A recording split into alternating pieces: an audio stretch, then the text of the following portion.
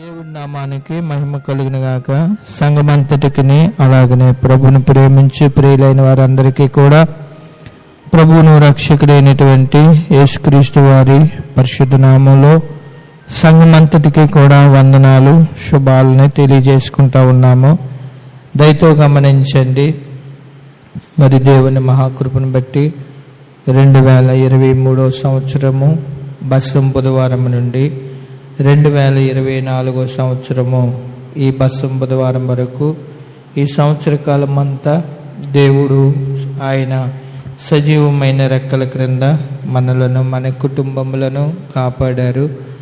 మరలా ఈ 2024 సంవత్సరంలో ఈ బస్సం బుధవారపు ఆరాధనలో మరి శిలువ ధ్యాన ఆరాధన కూడుకులో పాలు పంపులు పొందుటకు దేవుడు మనల్ని ప్రేమించి అనుగ్రహించినటువంటి ఈ మంచి సమయాన్ని బట్టి దేవాది దేవుణ్ణి మనందరం కూడా స్తుతించి మహింపరచవలసిన వారమైనా మళ్ళీ సంవత్సరంలో కూడా ఈ యొక్క శిలువ ధ్యాన ఆరాధన కూడుకులో పాలు పంపులు పొందుటకు దేవుడు మరొక అవకాశాన్ని మనకి అనుగ్రహించాడు. అందును బట్టి మనందరం కూడా మరి దేవుడిచ్చిన సమయాన్ని మరి సద్వినియోగం చేసుకుని ఈ జరిగేటటువంటి శిలువ ధ్యాన ఆరాధన కుడుకులో పాలు పంపులు పొంది దేవుని నామాన్ని మహింపరిచినట్లయితే దేవుడు కృప కనికరాలు మనపైన మన కుటుంబాలపైన ఉంటాయి. ఈ విషయాన్ని సంఘమంతా గమనించి అందరూ కూడా ఈ యొక్క బస్సం బుధవారపు ఆరాధనలోనూ అలాగే శిలువ ధ్యాన ఆరాధన కూడుకుల్లో పాలు పంపులు పొంది దైవ దీవెనలు పొందుకోవాలని ప్రభు పేరిట మిమ్మల్ని అందరినీ కూడా ప్రేమపూర్వకంగా ఈ ఆరాధనలోనికి ఆహ్వానిస్తూ ఉన్నాము. సమయం కావస్తుంది కాబట్టి ప్రార్థన చేసుకుని మనము ఆరాధన ప్రారంభించుకుందాం. ప్రార్థన చేసుకుందాం. మహాపరిశుద్ధుడు అయిన మా తండ్రి, నాయన ప్రేమ కలిగినటువంటి మా తండ్రి, కృపగల దేవ, గొప్ప దేవ, నీకు వందనాలు స్తోత్రాలు నాయన. కేవలం ప్రభా నీ ఉచితమైన కృప వల్ల ఇదిగో 2023 సంవత్సరము మొదలు బస్సం బుధవారం నుండి ఈ 2024 సంవత్సరం ప్రభా ఈ బస్సం బుధవారపు ఆరాధన వరకు ఈ సంవత్సరం అంతయు సంఘాన్ని మమ్మల్ని మీరు ప్రేమించి కాపాడారు తండ్రి. అందును బట్టి వందనాలు ప్రభా.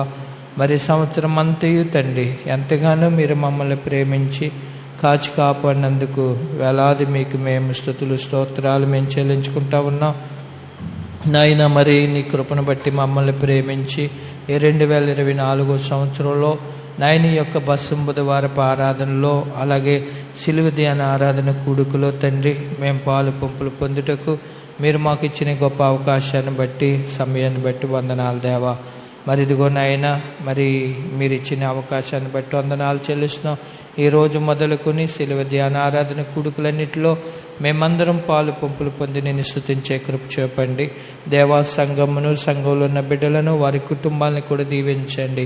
ప్రతి ఒక్కరు కూడా ఈ ఆరాధనలో పాలు పంపులు పొంది అందరూ నాయన నిన్ను మహింపరిచేలాగా నిన్ను ఘనపరిచేలాగా నీ యొక్క నాయన కృపను పొందుకునేలాగా సహాయం చేయమని కోరుతూ ఈ ఆరాధనలు ఈరోజు మొదలుకొని ఎస్ట్రా ఆరాధన వరకు మీరే తోడండి నడిపించమని నాయన. మరి వర్తమానాలు అందించేటటువంటి ప్రతి ఒక్కరిని కూడా మీరు నడిపించమని, ఆయా సంఘాన్ని కూడా మీరే నడిపించమని, సంఘం అంతటిని కూడా మీ పరిశుద్ధ ఆత్మ చేత నింపి నడిపించమని కోరుతూ మహిమ ఘనత ప్రభావాలు మీకే చెల్లించుకుంటూ యేసుక్రీస్తు వారి పరిశుద్ధ నామంలో ఈ ప్రార్థన అడిగి వేడుకొంచున్నాను పరమ తండ్రి, ఆమేన్.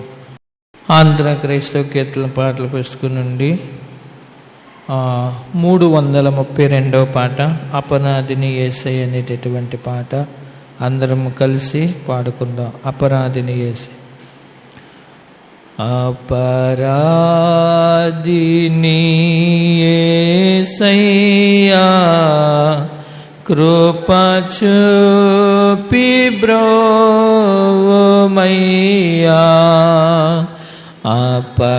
అపరాధిని యేసయ్య కృప చూపి బ్రోవమయ్యా.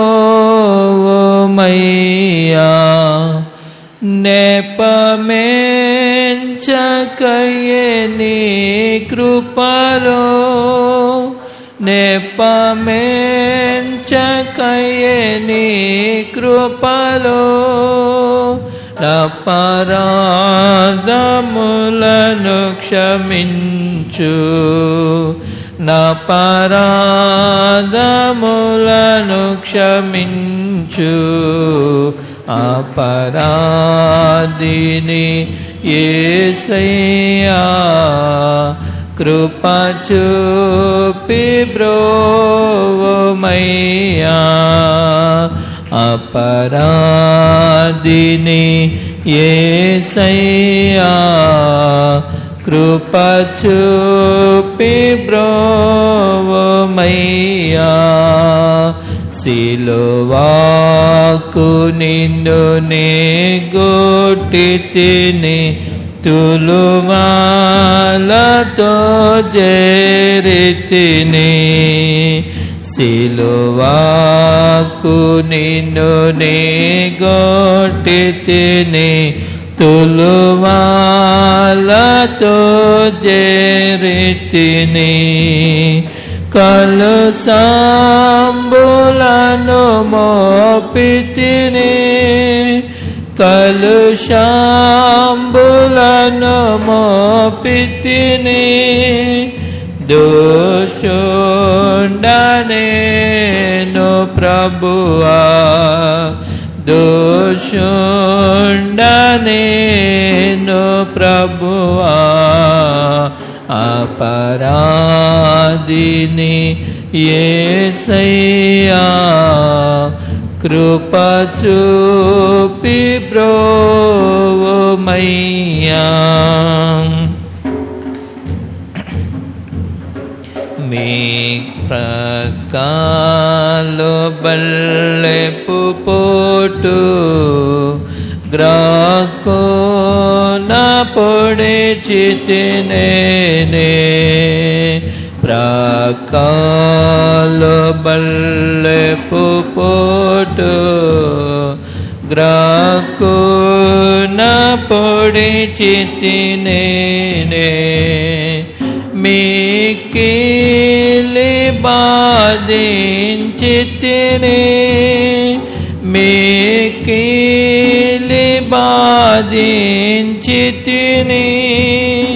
మాకు వజుపితివయ్యో, మాకు వజుపితివయ్యో.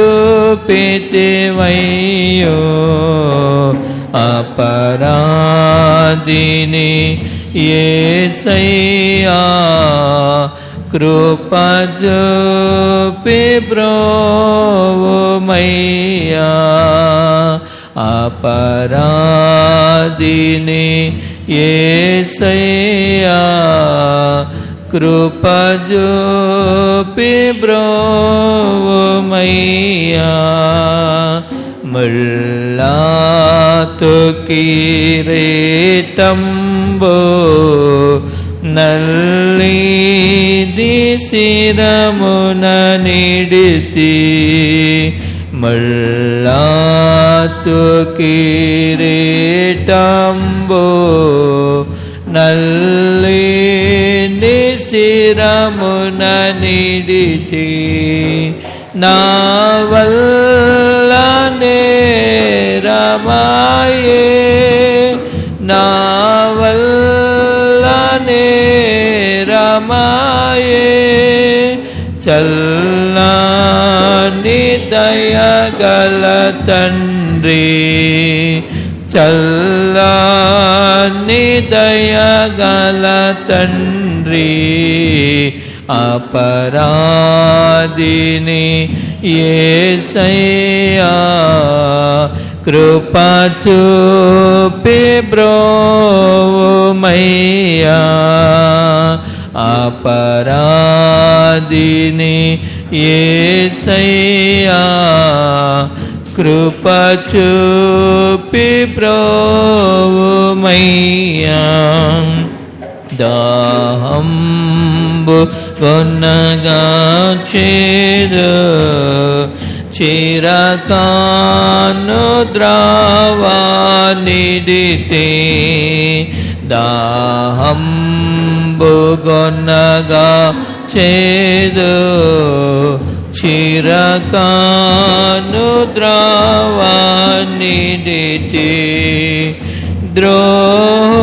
ద్రోండనై చేసితిని ద్రోండనై చేసితిని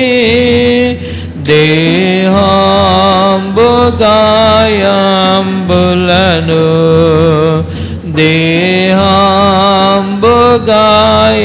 దేహాంబుగాయాంబులను అపరాధిని యేసయ్యా కృప చూపి బ్రోవమయ్యా అపరాధిని యేసయ్యా కృప చూపి బ్రోవమయ్యా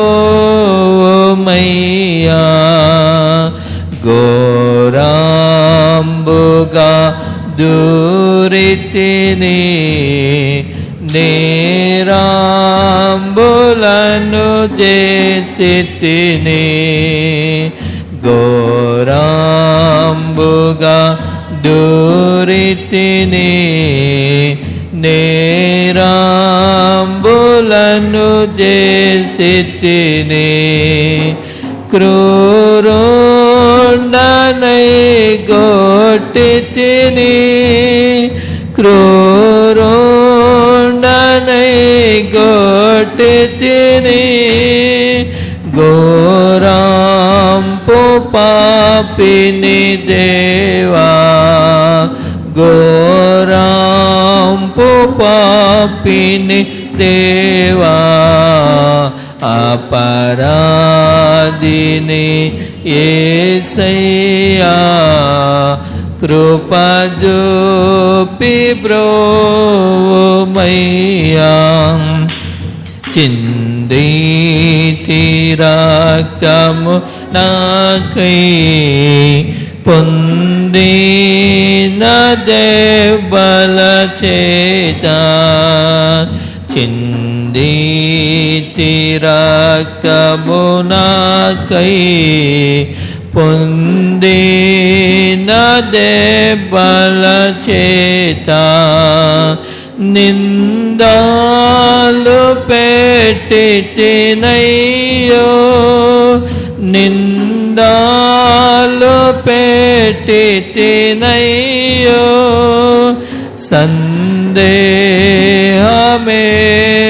సందేహమేలనయ్యా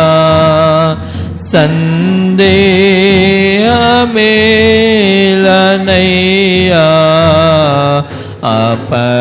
అపరాధిని యేసయ్యా కృప చూపి బ్రోవమయ్యా శిక్షకు పాత్రుడనయ్యా రక్షణ తెచ్చితివయ్యా శిక్షకు పాత్రుడనయ్యా రక్షణ తెచ్చితివయ్యా అక్షయ భాగ్యమునియా అక్షయ భాగ్యమునియా మోక్షంబు చూపితివయ్యా మోక్షంబు చూపితివయ్యా అపరాధిని యేసయ్యా కృప చూపి బ్రోవమయ్యా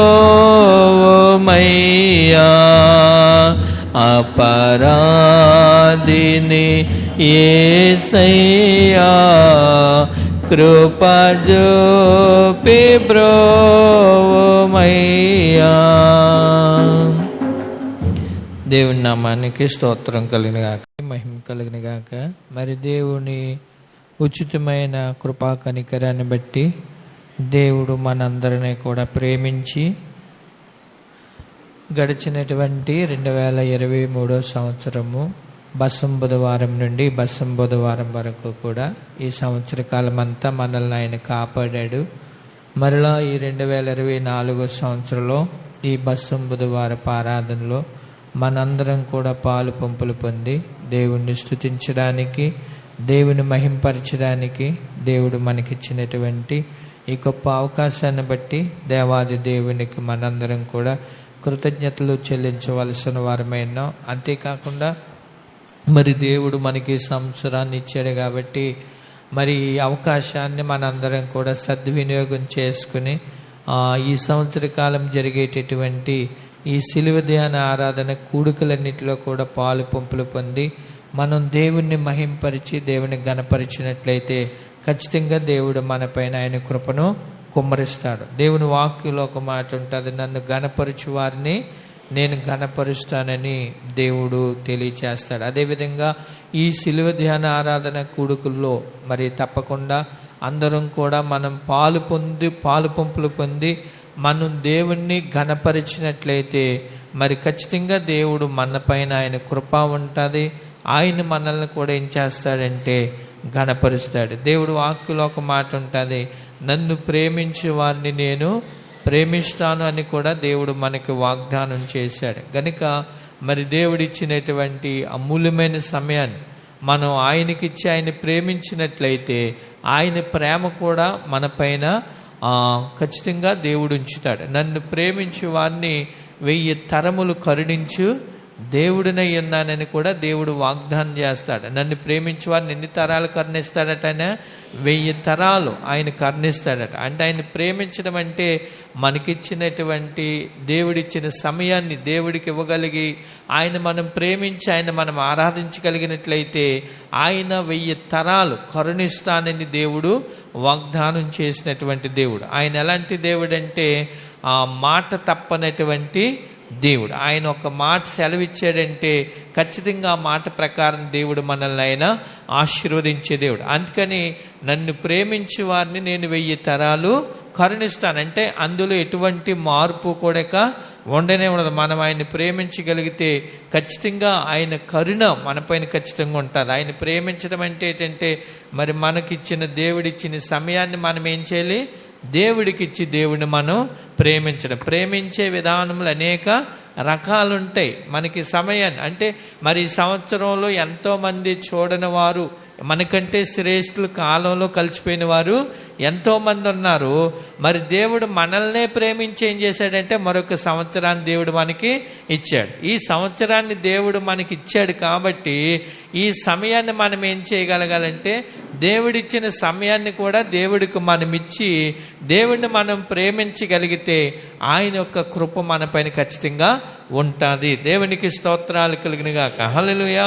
గనుక మరి దేవుని కృపను బట్టి అందరూ కూడా మరి ఈ సంవత్సర కాలములు ఈ కార్యక్రమాలన్నిటిలో కూడా పాలు పంపులు పొంది ప్రభువుని మహింపరచాలని కోరుతా ఉన్నాను. మరి ఈ బసం బుధవారం అనేటటువంటిది అనేక సంవత్సరాల నుండి మనం వింటానే ఉన్నాం. పూర్వ దినాల్లో మరి ఆది క్రైస్తవులైనటువంటి వారు అంటే RCM వారు ఏం చేసేవారంటే గత సంవత్సరం మట్లాదివారు నాడు మనం ఈత మట్టలు అట్టుకుని తిరుగుతాను చూసారండి.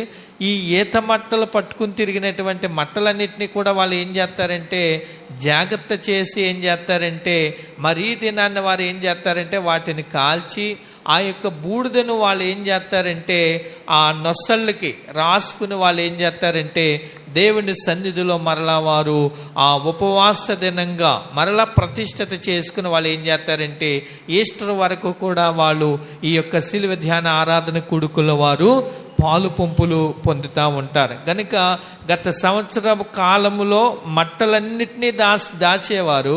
ఆ దాచినటువంటి వాటిని ఈ దినాన్ని ఏం చేస్తారంటే కాల్చి ఆ బూడిదని తీసుకుని ఏం చేస్తారంటే వారు రాసుకుని ఏం చేసేవారంటే ఈ దినము నుండి ఉపవాస దినాన్ని ప్రతిష్ఠించారు. వాళ్ళు ఏం చేసేవారంటే గుడ్ ఫ్రైడే ఆరాధన వరకు కూడా ఉపవాస దినాన్ని వారు ప్రారంభించి దేవుని సన్నిధానంలో వారు దేవుణ్ణి సేవించేటటువంటి వారు. మారు. అంటే ఆయన శిలువ మరణం అంతటనే కూడా జ్ఞాపకం చేసుకుని, అనగా ఆయన ఏ విధంగా సర్వమానవాళ్ళ కొరకు ఈ లోకానికి వచ్చి ఆయన శ్రమను అనుభవించారో ఆ శ్రమలన్నిటినీ కూడా ఏం చేసేవారంటే ప్రతిదినము కూడా ధ్యానించి ప్రతిదినం కూడా జ్ఞాపకం చేసుకుని తమ్మును తాము పశ్చాత్తాపడుతూ దేవునికి సమీపంగా జీవించి దేవుణ్ణి మహిమ పరిచేటటువంటి వారు. మరి ఆ విధముగా మన ఆది క్రైస్తవులు ప్రారంభించినటువంటి ఆ స్థితిని మరి నేటి దినాల్లో కూడా ఈ విధంగా మనందరం కూడా దేవుని సన్నిధిలో కూడుకునేటటువంటి గొప్ప అవకాశం దేవుడిచ్చాడు. మరి యొక్క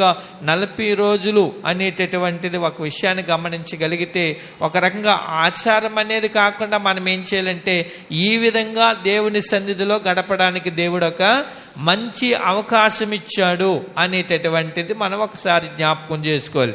రెండోది ఏంటంటే ఈ విధముగా మనము దేవుని వాక్యాన్ని కొంచెం ప్రతిదినము కూడా నేర్చుకోవడానికి దేవుడు మరొక అవకాశంగా దీన్ని మనం ఏం చేయాలి, భావించాలి. ఒకటేంటంటే దేవుని సన్నిధిలో ఉండడానికి ఇదొక అవకాశం అని భావించాలి.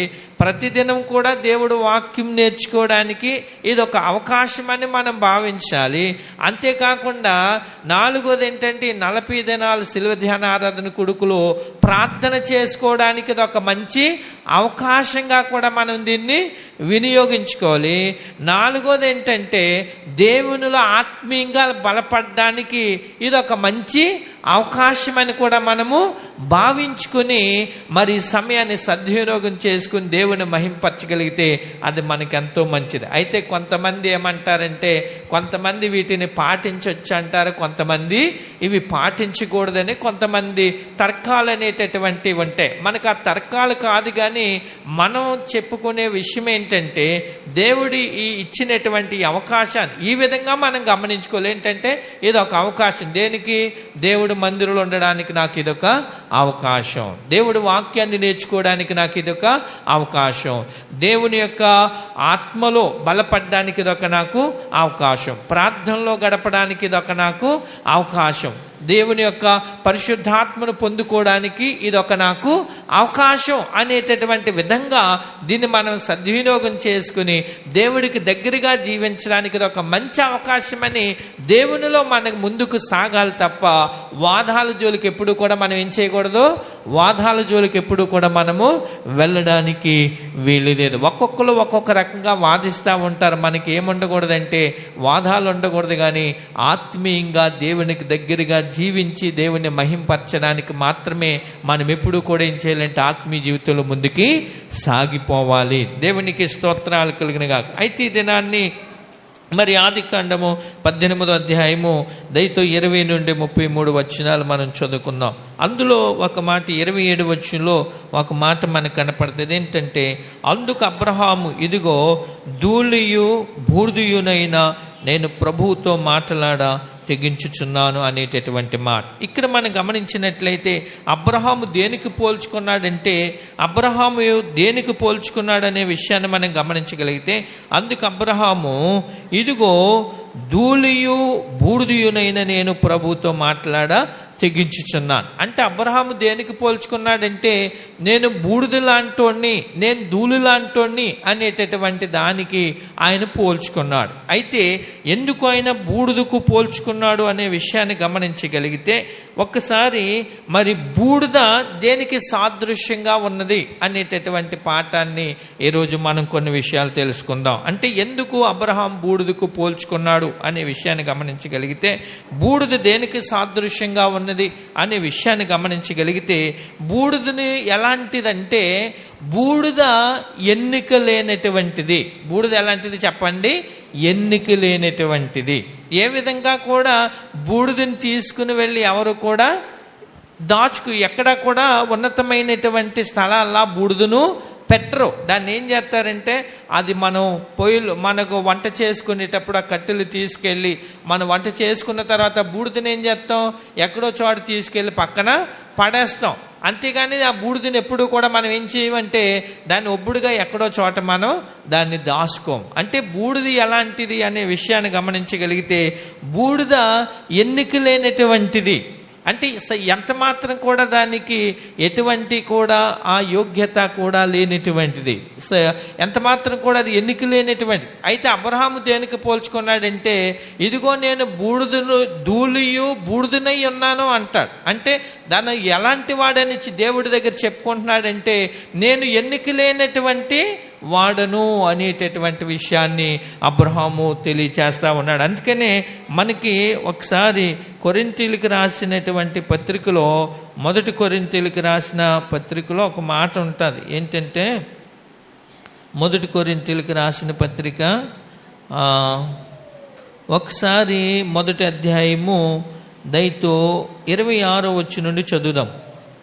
సహోదరులారా, మిమ్మును పిలిచిన పిలుపును చూడుడి, మీలో లోకరీతిని జ్ఞానులైనను గనులైనను గొప్ప వంశం వారైనను అనేకులు పిలువబడలేదు. కానీ ఒకసారి ఆగండి, ఇక్కడ గమనించవలసిన విషయం ఏంటంటే, దేవుడు చెప్తున్నాడు, దేవుడు ఎవరిని పిలుచుకున్నాడట?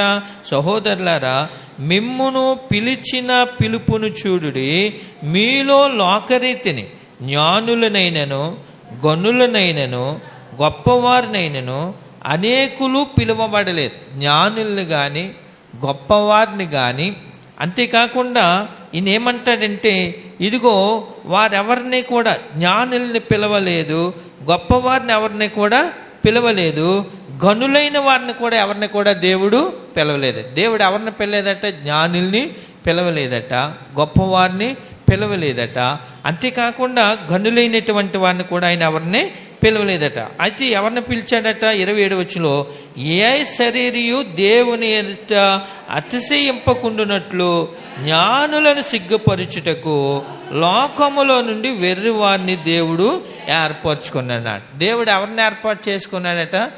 లోకములో ఉన్నటువంటి వెర్రివారిని దేవుడు ఏర్పాటు చేసుకున్నాడు.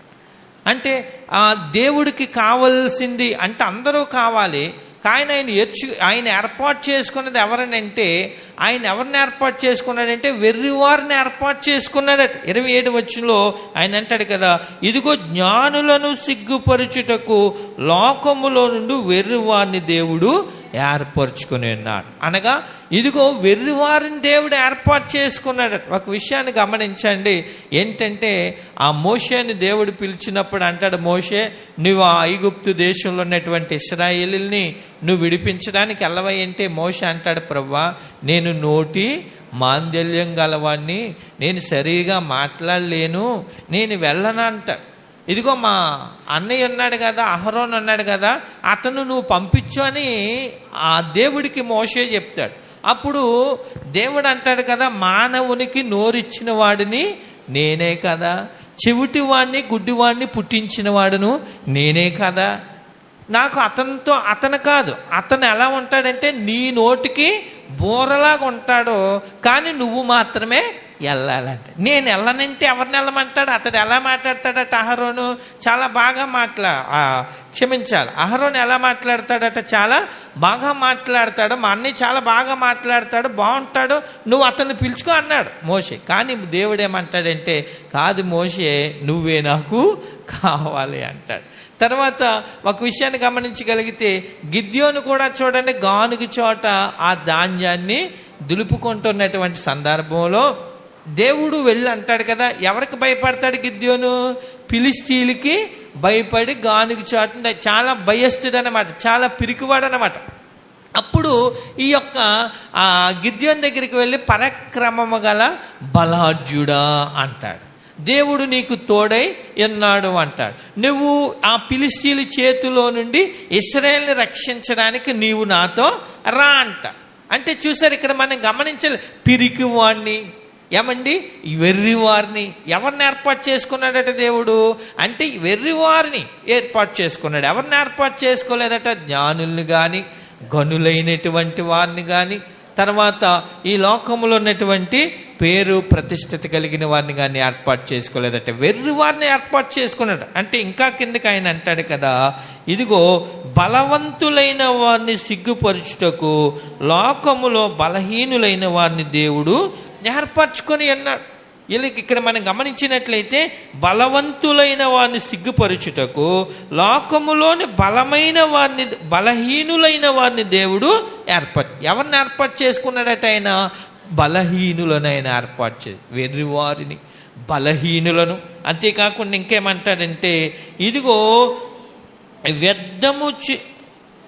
ఎన్నికైన వారిని వ్యర్థము చేయుటకు లోకములో నీచులైన వారిని, తృణీకరింపబడిన వారిని, ఎన్నిక లేని వారిని దేవుడు ఎవరిని ఏర్పాటు చేసుకున్నాడు చూడండి. ఇంకా ఆయన ఏమంటాడంటే, ఇదిగో ఎన్నికైన వారిని వ్యర్థము చేయుటకు లోకములోని నీచులైన వారిని ఎవరిని ఏర్పాటు చేసుకున్నాడట? ఆయన వెర్రివారిని. తర్వాత ఇంకేమన్నాడు అక్కడ? వెర్రివారి తర్వాత ఇంకెవరిని అన్నాడు ఆయన? బలహీనులైన వారిని. తర్వాత ఎవరట? నీచులైన వారిని. తర్వాత ఎవరినట? తృణీకరింపబడిన వారిని. తర్వాత ఎవరట? ఎన్నిక లేని వారిని దేవుడు ఏర్పాటు చేసుకున్నాడు. అయితే ఆయన మూలముగా మీరు క్రీస్తు యేసునందు ఉన్నారు. చూసారు, దేవుడు ఎవరిని ఏర్పాటు చేసుకున్నాడట? ఇక్కడ ఈ మనం చదివినటువంటి వాక్యాన్ని గమనించగలిగితే ఐదుగురు కనపడుతున్నారు అక్కడ ఎలాంటి వారంటే వెర్రివారు, తర్వాత ఎలాంటి వారంటే బలహీనులైనటువంటి వారు, తర్వాత ఎవరంటే తర్వాత ఎవరట? నీచులైన వారు, తర్వాత తృణీకరింపబడిన వారు, తర్వాత ఎవరటంటే ఎన్నిక లేని వారు. ఇలాంటి వాళ్ళని దేవుడు ఏర్పాటు చేసుకున్నాడట. దేవుడికి కావలసింది దేవుడు కోరుకున్నాడు, వీళ్ళని కోరుకున్నాడు. చూడు, అందుకని అబ్రహాం ఏమన్నాడంటే, నేను ధూళియు బూడిదయునై ఉన్నాను నేను. అంటే బూడిద ఎలాంటిదంటే ఎంత మాత్రం కూడా ఎన్నిక లేనటువంటిది. అబ్రహామును కూడా ఎవరు పిలుచుకున్నారు? దేవుడు పిలుచుకున్నాడు. దేవుడు ఎవరిని పిలుచుకున్నాడు? నీవు ఇదిగో నీకు కలిగినటువంటి సమస్తాన్ని విడిచిపెట్టి నీవు రా, నేను నిన్ను ఆశీర్వదిస్తానని అబ్రహాముకి దేవుడు పిలుపునిచ్చాడు. ఆ పిలుపుకి అబ్రహాం ఏం చేశాడంటే, దేవుడు పిలుపుకు లోబడి వచ్చిన తర్వాత ఇక్కడ అబ్రహాం చేసిన ప్రార్థనలు ఆయన ఏమంటాడు? ప్రభా, నేను ఇదిగో ధూళి లాంటి, ఇదిగో బూడిద లాంటి వాడిని ప్రభా అంటాడు. అంటే బూడిద దేనికి సాదృశ్యంగా ఉందంటే, బూడిద ఎంత మాత్రం కూడా ఎన్నిక లేనటువంటిదిగా మనం సమాజంలో కనపడతారు. అంటే అబ్రహాము తన పరిస్థితి కూడా దేవుడి దగ్గర ఏమని చెప్పుకున్నాడంటే, నేను ఎన్నిక లేనటువంటి వాడను అంటావు. నేను ఎన్నిక లేనటువంటి వాడు. అయితే ఎన్నిక లేనటువంటి వాడినని చెప్పుకున్నాడు. అయితే దేవుడు కూడా కోరుకునేటటువంటి వారిని ఎవరన్నటంటే ఎన్నిక లేని వారిని ఆయన కోరుకునేటటువంటి దేవుడట. నీచులైన వారిని ఆయన కోరుకునేటటువంటి దేవుడట. తృణీకరింపబడిన వారిని ఆయన కోరుకునేటటువంటి దేవుడట. బలహీనులనే దేవుడు కోరుకునేటటువంటి దేవుడట. వెర్రి వారినే దేవుడు కోరుకునేటటువంటి దేవుడట. దేవుడి నామానికి స్తోత్రం కల. అయితే అటువంటి ఎన్నిక లేనటువంటి వ్యక్తిని అబ్రహాము దేవుడు పిలుచుకుని ఏం చేశాడనే విషయాన్ని గమనించగలిగితే, యెషయా గ్రంథములో 51వ అధ్యాయము 2వ వచనంలో ఒక మాట కనపడుతుంది. యెషయా గ్రంథములో 51వ అధ్యాయము 2వ వచనంలో, మీ తండ్రి అయిన అబ్రహాము సంగతి ఆలోచించిరి, మిమ్మును కనిన శారాను ఆలోచించిరి, అతడు ఒంటరి ఉండగా నేను అతన్ని పిలిచి తిని అతనిని ఆశీర్వదించి అతన్ని పెక్కుమంది ఎగునట్లు చేసి తిని. చాలని ఇక్కడ మనం గమనించవలసిన విషయాన్ని గమనిస్తే, ఇక్కడ దేవుడు అంటాడు కదా, మీ తండ్రి అయినటువంటి అబ్రహాము సంగతి ఆలోచించండి, మిమ్మును కనిన శారాను ఆలోచించండి, అతడు ఒంటరి అయి ఉండగా నేను అతనిని పిలిచి తిని. అతడు ఎలాగున్నప్పుడు పిలిచాడట?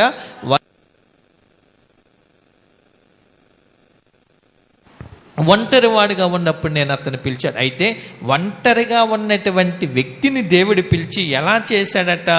ఇదిగో అతనిని ఆశీర్వదించి, ఒంటరిగా ఉన్నటువంటి వ్యక్తిని ఆయన ఏం చేశాడంటే, ఆయన పిలిచి ఏం చేశాడటంటే అబ్రహామును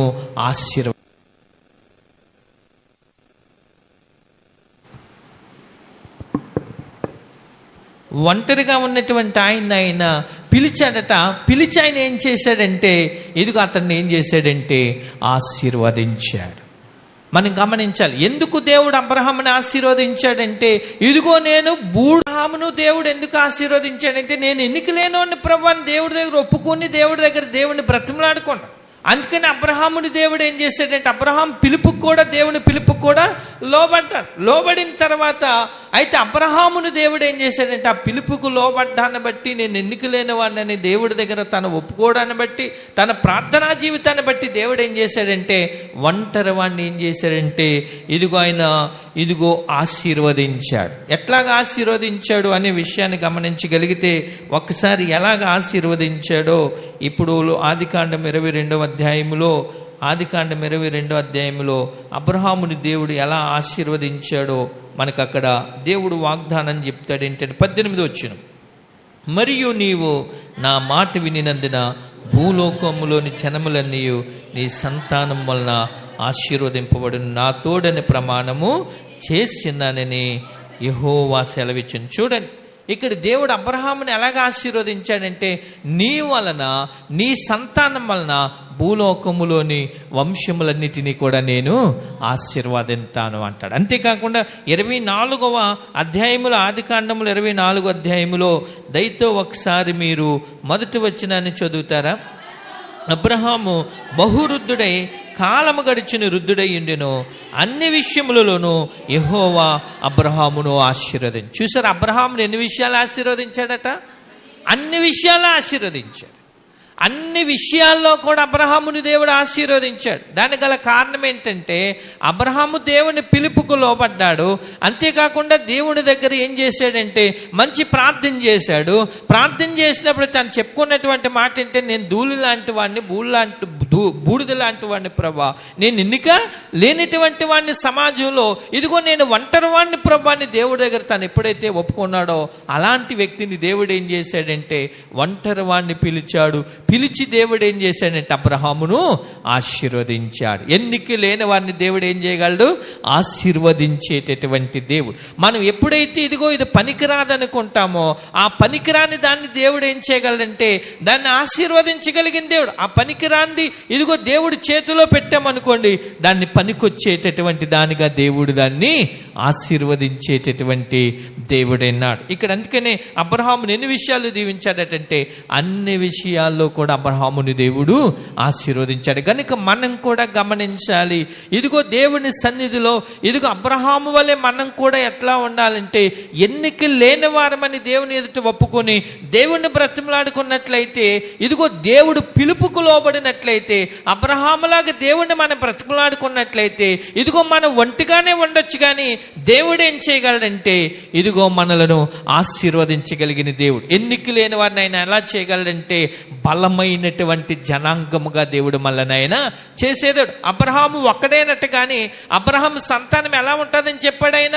ఇదిగో ఆకాశ నక్షత్రాల్లాగా నీ సంతానం ఉంటుంది, ఇదిగో సముద్రమందలి ఇసుక రేణువులాగా నీ సంతానము ఉంటుందని దేవుడు వాగ్దానం చేశాడు. అనగా ఈ రోజున మీ భూ ప్రపంచం మీద ఉన్నటువంటి దేవుని పిల్లలందరూ ఎవరి సంతానం చెప్పండి? అబ్రహాం సంతానం. మనందరం కూడా అబ్రహాం సంతానమే. అందుకనే ఆ ధనవంతుడు ఏమని పిలుస్తాడంటే, తండ్రి అయిన అబ్రహాము దేవా, నీ రొమ్మునున్నటువంటి లాజరు యొక్క ఇదిగో ఆ చేతి ద్వారా ఒక నీటి బొట్టును తీసుకొచ్చి నా నోటును తడిపి. ధనవంతుడు ఏమని పిలుస్తున్నాడు? ఆ ధనవంతుడు ప్రభువుని అంగీకరించలేదు. భూమి మీద ఉన్నప్పుడు ఆ ధనవంతుడు ప్రభువుని వెంబడించలేదు, ప్రభువుని విశ్వాసించలేదు.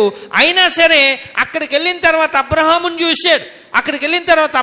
చూసి అబ్రహాంతో ప్రభువుని ఎరిగినటువంటి వ్యక్తి ఆ ధనవంతుడు అంటాడు కదా, తండ్రివైన అబ్రహాము దేవా అంటాడు. నాకు తండ్రివి నీవే, నా తండ్రివి నీవే, తండ్రివైన అబ్రహాము దేవా. గనుక దేవుడు ఏం చెప్పాడంటే, ఇదిగో నీ సంతానం ఎలా ఉంటుందంటే ఆకాశ నక్షత్రాలాగా నీ సంతానాన్ని నేను దీవిస్తాను. నీ సంతానం ఎలా ఉంటుందంటే సముద్రం దగ్గర ఉన్నటువంటి ఇసుక రేణువుల వలె నీ సంతానాన్ని నేను ఆశీర్వదం. అంటే ఒంటరి వాడిని, ఇదిగో ఎన్నిక లేనటువంటి వ్యక్తిని దేవుడు ఏం చేశాడంటే బలమైనటువంటి జనాంగముగా దేవుడు అబ్రహాముని ఆశీర్వదించాడు. గనుక మనం గమనించాలి, దేవుడు యెషయా గ్రంథంలో అంటాడు కదా, ఇదిగో మీ తండ్రి అయిన అబ్రహాము సంగతి మీరు ఎరుగుదురా, ఇదిగో మిమ్మల్ని కనినటువంటి సారాను గురించి మీరు ఎరుగుతురా, ఇదిగో అతడు ఒంటరి అయి ఉండగా నేను అతన్ని ఏం చేశాను, పిలిచి నేను ఏం చేశానంటే అతనిని నేను ఆశీర్వదించాను అంటాడు. ఈనాడు దయతో గమనించాలి, మనం కూడా దేవుడు మనల్ని ఆశీర్వదించాలంటే మనం కూడా ఏం చేయాలంటే, ఇదిగో దేవుడి సన్నిధిలో ప్రభువా నేను ఎన్నిక లేనటువంటి వాడును అని దేవుడి దగ్గర మనం మొరపెట్టుకోగలిగితే, ఇదిగో నేను ఎన్నికలు ఏ విషయంలో కూడా నేను ఎన్నికైన వాడిని కాదని ప్రభు పాదాల దగ్గర మనం అబ్రహాములాగా మనం ప్రార్థన చేసుకోగలిగితే, అబ్రహామును దీవించినటువంటి దేవుడు ఖచ్చితంగా మనల్ని కూడా ఆయన దీవించగలిగిన దేవుడైనాడు. అందుకనే ఆ యెషయా గ్రంథములోనే 51వ అధ్యాయములో దయతో ఇంకొక మాట అక్కడేమంటాడు అనే విషయాన్ని గమనించగలిగితే, ఇదిగో పెక్కు మంది అగునట్లు అతను నేను చేశాను. అంటే ఎక్కువ మంది అగునట్లుగా నేను అబ్రహామును చేశాను. ఎంతమంది వారు అబ్రహాం సంతానం అనే విషయాన్ని గమనించగలిగితే, మనందరిని పక్కన పెడితే అబ్రహాములో నుండి ఇస్సాకు వచ్చాడు, ఇస్సాకు తర్వాత ఇస్మాయేల్ వచ్చాడు, ఇస్మాయేల్ తర్వాత ఇస్సాకు వచ్చాడు. ఇస్సాకు సంతానం ఎంతమంది? ఇస్సాకు ఎంతమందిని కన్నాడు? ఇస్సాకు ఎంతమందిని కన్నాడు? అబ్రహాం ఒక ఆయన్నే కన్నాడు, వాగ్దాన పుత్రుడు ఇస్సాకు. ఇస్సాకు ఎంతమంది పుట్టారు? 2. వాళ్ళ పేర్లేటి? రైట్. ఇప్పుడు యాషావును పక్కన పెట్టండి. యాకోబు సంతానం ఎంతమంది? 12 మంది. ఇప్పుడు 12 మంది ఐగుప్తుకు వచ్చేసరికి ఎంతమంది అయ్యారు? 70 మంది అయ్యారు. అంటే ఇలాగ మనం పోల్చుకుంటే అబ్రహాం సంతానాన్ని దేవుడు ఏం చేశాడంటే ఒకన్నే ఎక్కువ మంది అగునట్లుగా దేవుడు ఆశీర్వదించాడు. అంతేకాకుండా ఇశ్రాయేల్ సంతానం అంతా కూడా ఎవరి సంతానం చెప్పండి? ఇశ్రాయేల్ సంతానం అంతా ఎవరి సంతానం? ఇశ్రాయేల్ జనాంగం అంతా ఎవరి సంతానం చెప్పండి? అబ్రహాం సంతానం. ఎందుకో తెలుసా? ఇశ్రాయేల్ అనే పేరు ఎక్కడ మార్చబడింది? యాకోబుదే. యాకోబు ఏం చేస్తాడంటే రాత్రి అంతా ప్రార్థన చేసిన తర్వాత దేవుడు ఆయన అక్కడికి ప్రత్యక్షమైన తర్వాత యాకోబు అడుగుతాడు, నన్ను ఆశీర్వదించంటే యాకోబుతో దేవుడు ఏమడుగుతాడు? యాకోబు అంటాడు, నన్ను ఆశీర్వదించంటే దేవుడు ఏమని అడుగుతాడు యాకోబుని? నీ పేరేం పేరని అడుగుతాడు. అప్పుడు యాకోబు చెప్తాడు. యాకోబుని చెప్తే దేవుడు ఏమంటాడు? ఇక మీదట నీ పేరు యాకోబు కాదు, ఇశ్రాయేల్ అనే పేరు అక్కడ ప్రారంభమైంది. అక్కడి నుండి అబ్రహాం సంతానం అంతా ఎవరి సంతానం అట? ఇశ్రాయేల్ జనాంగం అంతా కూడా ఎవరి సంతానం? అబ్రహాం సంతానం. అందుకని ఈ యొక్క అబ్రహాం సంతానం ఎలా ఉందంటే, నిర్గమకాండములో ఒకసారి 1వ అధ్యాయములో చూడండి. 1వ అధ్యాయము దయతో 1వ అధ్యాయము 13వ వచనం చదవండి. ఇశ్రాయేలీల చేత ఐగుప్తీయులు కఠినముగా సేవ చేయించుకొనిరి, వారు ఇశ్రాయేల్ చేత చేయించుకున్న ప్రతి పని కఠినముగా ఉండెను. ఒక్కసారి అమ్మ మీరు 12వ వచనం చదవండి. అయినను ఐగుప్తీయులు వారిని శ్రమ పెట్టిన కొలది వారు విస్తరించి ప్రబలిరి. చాలండి. ఇక్కడ మనం గమనించాలి, ఐగుప్తు దేశానికి వెళ్ళి వచ్చారు. వచ్చిన తర్వాత జరిగిన సంగతి ఏంటంటే, అక్కడికి వచ్చిన తర్వాత జరిగిన సంగతి ఏంటంటే, ఐగుప్తు దేశంలోనికి వచ్చిన తర్వాత ఇశ్రాయేల్ జనాలు అందరూ కూడా ఎక్కువగా పెరిగిపోతూ ఉంటారు. అప్పుడు ఐగుప్తును పరిపాలించేటటువంటి రాజుకిని, ఆ ఐగుప్తు దేశంలో ఉన్నటువంటి ఐగుప్తీయులకి కూడా ఈ ఇశ్రాయేల్ మీద ఒక రకమైనటువంటి ఆ కష్టం కలుగుతుంది. మన దేశాన్ని మించిపోయి ఈ ఇశ్రాయేలీలు ఎక్కువ జనం అయిపోతున్నారు, మనకంటే ఎక్కువ పెరిగిపోతున్నారు. రేపు పొద్దున్నే జనాభా ఎక్కువైపోతే వీళ్ళు మన మీద తిరుగుబాటు చేసి ఈ యొక్క ఐగుప్తు దేశంలో ఉన్నటువంటి మనల్నే పరిపాలించే స్థాయిలోకి వీళ్ళు వెళ్ళిపోతారు. కాబట్టి వీళ్ళని ఏం చేయాలంటే, ఇదిగో ఈ జనాన్ని ఎక్కువ అవ్వడానికి వీల్లేదని కొన్ని నియమాలు పెడతారు. ఏంటంటే అక్కడ పెట్టిన నియమాల్లో ఇక్కడ మనం గమనించవలసిన విషయం ఏంటంటే, వీళ్ళని తగ్గించడానికి చేసేటటువంటి ఏర్పాటు ఏంటంటే, కఠినమైనటువంటి భయంకరమైనటువంటి పన్నులు వారి మీద పెడతారు. పెట్టి వాళ్ళని అలాగలా తగ్గించాలనుకుంటే ఆ కఠినమైన పనులు చేయించే కొలది కూడా జరిగిన సంగతి ఏంటంటే, నేను చదువుతాను చూడండి. కాబట్టి వారి మీద పెట్టిన భారములలో వారిని శ్రమ పెట్టుటకు వెట్టి పనులు చేయించుచు అధికారులను వారి మీద నియమింపగా, వారు పరో కొరకు ధాన్యాదులను నిల్వ చేయు పితోము రామశేషను పట్టణములను కట్టిరి. అయినను ఐగుప్తీయులు వారిని శ్రమ పెట్టిన కొలది వారు విస్తరించి ప్రబలిరి, గనుక వారు ఇశ్రాయేలును ఎడల అసహ్యపడే. ఇక్కడ మనం గమనించవలసిన విషయం ఏంటంటే, వీళ్ళని ఏదో రకంగా తగ్గించేయాలి జనాభాని అనుకున్నటువంటి విధానంలో ఈ ఐగుప్తీయులందరూ కూడా భయంకరమైనటువంటి భారమైన పని పెట్టిన సందర్భంలో ఇక్కడ ఇశ్రాయేలు ఏమైపోయారంటే, ఎంత కఠినమైనటువంటి బాధలు వారికి పెడుతున్నారో అంతకంటే జనం ఏమైపోతున్నారట, విస్తరిస్తా ఉన్నారట, ఎక్కువ మంది ప్రబలపోతా ఉన్నారట. ఇశ్రాయేలు సంతానం అంతా కూడా ఎక్కువ వృద్ధి అయిపోతుంది ఎంత వెట్టి పనులు చేయించా. అంతేకాకుండా మనం గమనించవలసిన విషయం ఏంటంటే, అప్పుడే రాజుగారు ఈ మంత్రసాలని పిలుస్తాడు. మంత్రసాలని పిలిచి, ఇదిగో మగపిల్లలు కానీ పుడితే కాను పీటల మీద నువ్వేం చేయాలంటే ఆ మగపిల్లల్ని చంపేయాలంటారు. అయితే ఆ మంత్రసాలను ఏం చేశారంటే, వాళ్ళు దేవుడికి భయపడినోళ్ళు కాబట్టి ఇశ్రాయేలు మగపిల్లల్ని చంపలేదు. అందుకే మనం గమనించవలసిన విషయం ఏంటంటే, ఒంటరైనటువంటి అబ్రహాముని దేవుడు ఏం చేశాడంటే ఆశీర్వదించాడు. ఎలాగ ఆశీర్వదించాడంటే, ఎక్కువ మంది సంతానం అగునట్లుగా దేవుడు అబ్రహాముని దీవించేశాడు. తన సంతానం అభివృద్ధి చెందకూడదని ఎంతగా ఇదిగో సాతాను పన్నాగాలు పన్నినా సరే ఎట్టి పరిస్థితుల్లో కూడా ఆశీర్వాదం దేవుడిచ్చాడు కాబట్టి ఆపలేక పేరు. దేవుడి జనాంగం అంతా కూడా అబ్రహాముని బట్టి ఇదిగో ఇశ్రాయేల్ జనాంగం అంతా వేల వేల వేల వేల కొలది విస్తరించింది. దేవునికి స్తోత్రాలు కలిగినాక. హల్లెలూయా. అంటే ఎందుకు ఈ విషయాన్ని నేను చెప్తా ఉన్నానంటే, ఇదిగో అబ్రహాముని ఎవరు ఆశీర్వదించాడంటే దేవుడు ఆశీర్వదించాడు. ఒంటరి వాణ్ణి దేవుడు ఆశీర్వదించాడు కాబట్టి బలమైన జనాంగముగా అబ్రహామును దేవుడు దీవించాడు. ఈ రోజున దయతో మనం కూడా ఇదిగో, అందుకని అబ్రహాం అంటాడు కదా, నేను బూడిద లాంటి వాడిని అంటాడు. నేను ఎన్నిక లేనటువంటి బూడిదకి ఎలాగైతే ఎన్నిక లేదో నేను కూడా ఎన్నిక లేనటువంటి వ్యక్తి నేను ప్రభు దగ్గర తాను ఒప్పుకున్నాడు. కనుక మొదటిది ఏంటంటే, తను ఎన్నిక లేని వాడిని దేవుడి దగ్గర ఒప్పుకున్నాడు కాబట్టి దేవుడు పిలుపుకు లోబడ్డాడు, ప్రార్థన చేశాడు. ఎన్నిక లేని వాడిని దేవుడి దగ్గర ఒప్పుకున్నాడు, బ్రతిమలాడుకున్నాడు కాబట్టి అబ్రహాముని దేవుడు ఆశీర్వదించాడు. అంతేకాకుండా ఒకసారి ఆ మత్తయి సువార్త 15వ అధ్యాయంలో 30వ వచనంలో కూడా ఒక మాట కనపడుతుంది. మత్తయి సువార్త 15వ అధ్యాయంలో 30వ వచనంలో, బహుజన సమూహములు ఆయన వద్దకు కుంటివారు, గ్రుడ్డివారు, మూగవారు, అంగహీనులు మొదలైన అనేకులను తీసుకుని వచ్చి ఆయన పాదముల యొద్ద పడవేసిరి. చాలు. ఎవరిని తీసుకొచ్చారట యేసు ప్రభు దగ్గరికి? ఎవరిని తీసుకొచ్చారటంటే కుంటివారు. మత్తయి సువార్త 15:30 బహుజన సమూహములు ఆయన యొద్దకు కుంటివారు, గ్రుడ్డివారు, మూగవారు, అంగహీనులు మొదలైన అనేకులను తీసుకుని వచ్చి ఆయన పాదముల యొద్ద పడవేసిరి.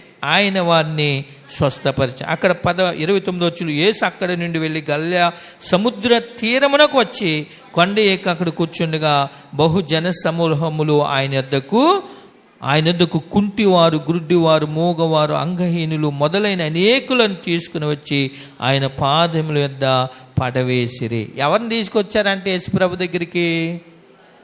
కుంటోళ్ళు. మంచోళ్ళు రాలేదు. చూడండి, మంచోళ్ళు తీసుకురాలేదు. తీసుకొచ్చిన వాళ్ళు కూడా ఎవరిని తీసుకొచ్చిన వాళ్ళు కూడా ఎవరు మంచోళ్ళు తీసుకురాలేదు.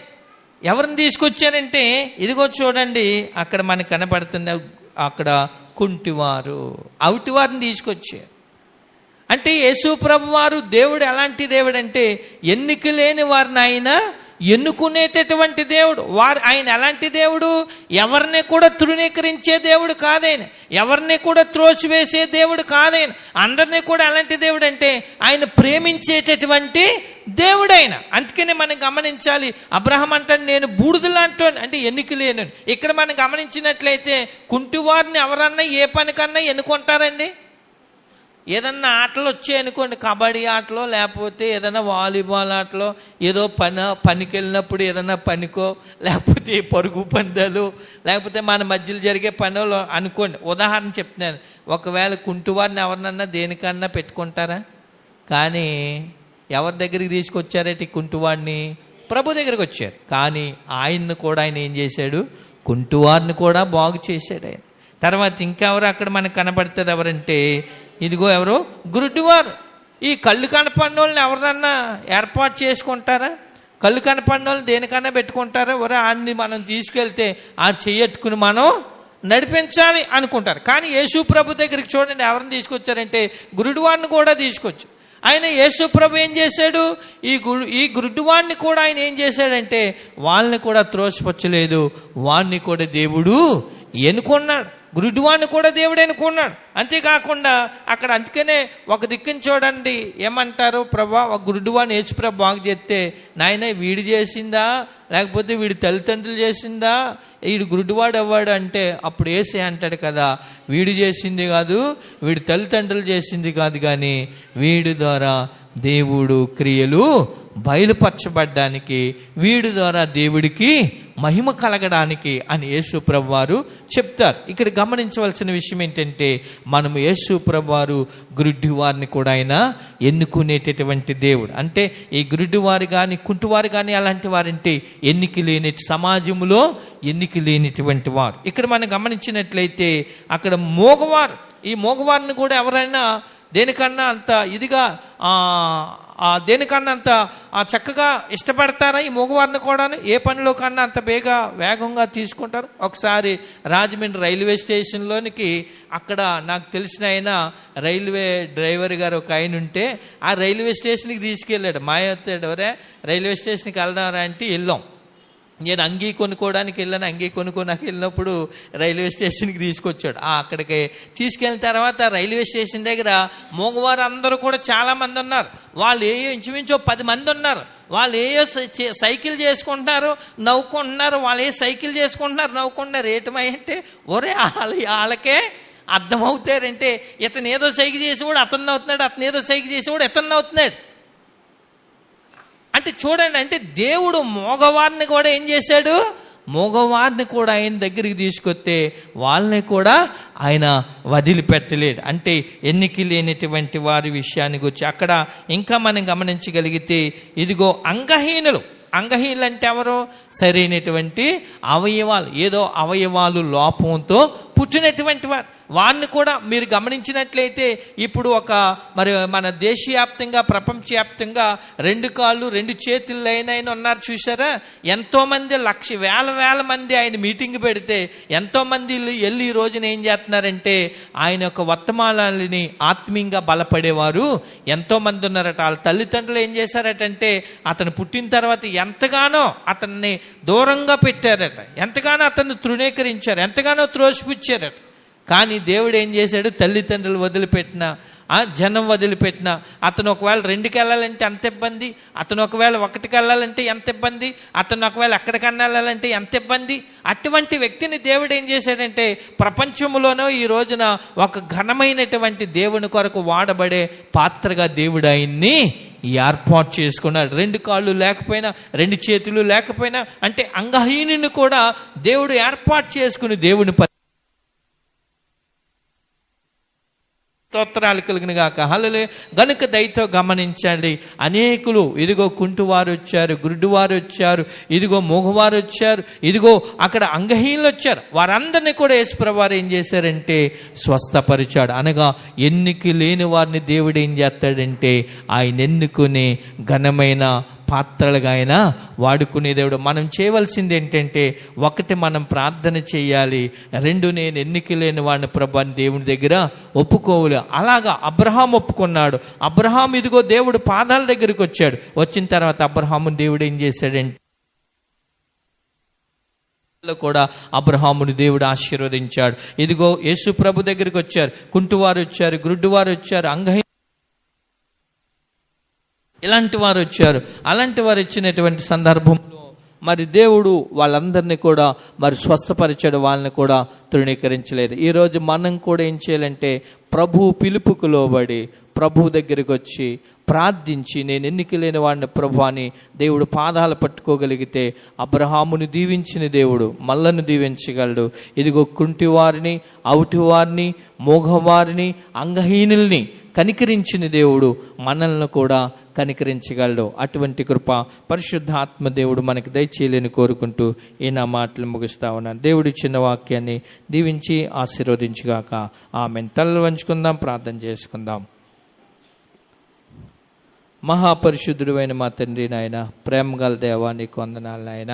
కేవలం నీ కృపా కనికరం వల్ల ప్రభా ఈ బస్సు బుధవారపు ఆరాధనలో మీరుండి తండ్రి నాయన నడిపించినందుకు వందనాలు ప్రభా. ఎన్నిక లేనటువంటి నాయన వారిని బలమైన జనాంగంగా దీవించే దేవుడవు ప్రభువా. నాయన మరిదిగో అబ్రహాము ఎన్నిక లేని వాడిని నీ దగ్గర ఒప్పుకొని ప్రార్థించి నీ పిలుపుకు లోబడినప్పుడు అబ్రహామును బహుగా ఆశీర్వదించావు. నీ యొద్దకు ప్రభా కుంటివారు, అంగహీనులు, మోగవారు, నాయన గుడ్డివారు వచ్చినప్పుడు వారిని ఎన్నుకొని వారిని స్వస్థపరిచి వారిని కనికరించావు తండ్రి. ఈ యొక్క నాయన రాత్రికాల సమయంలో ప్రభా మేము ఎన్నిక లేని వారం ప్రభా నీ సన్నిధిలో ఉన్నాం. మమ్మల్ని అబ్రహామును ఆశీర్వదించినట్లుగా మమ్మల్ని దీవించండి. ఇదిగోనైనా మరి యొక్క కుంటివారు, గుడ్డివారు, మూగవారు, అంగహీనుని పాదాల దగ్గరికి వచ్చారు. వారిని స్వస్థపరచో, కనికరించో. ఎన్నిక లేనటువంటి మమ్మల్ని కూడా మీరు కనికరించండి నాయన, కరుణించండి ప్రభా. ఈ యొక్క ఆరాధనలో పాలు పంపులు పొందిన బిడ్డలందరినీ దీవించి ఆశీర్వదించండి. ఈరోజు మొదలుకొని శిలువ ధ్యాన ఆరాధనలు నాయన మరి జరుగు కాలమంతటిలో మీరే తోడుగా ఉండి ప్రతి ఆరాధనలో బిడ్డలందరూ పాలు పంపులు పొంది నాయన ఆత్మలో బలపడ్డానికి, వాక్యంలో బలపడ్డానికి, ఆత్మచేత నింపబడ్డానికి, నీ సన్నిధిలో ప్రార్థించడానికి కృప చూపండి. ప్రతి కుటుంబాన్ని, ప్రతి బిడ్డను దీవించమని, బలహీనంగా ఉన్న బిడ్డలకు ఆరోగ్యం ఇమ్మని, సంఘాన్ని, సంఘ కుటుంబాలన్నింటినీ దీవించమని కోరుతూ ఈ దిన ఆరాధనలో పాలు పంపులు పొందిన బిడ్డలందరినీ దీవించమని కోరుతూ మహిమ, ఘనత, ప్రభావాలు మీకు అర్పిస్తూ యేసు నామం పేరిట అడిగి వేడుకొంచున్నాం పరమ తండ్రి. ఆమేన్.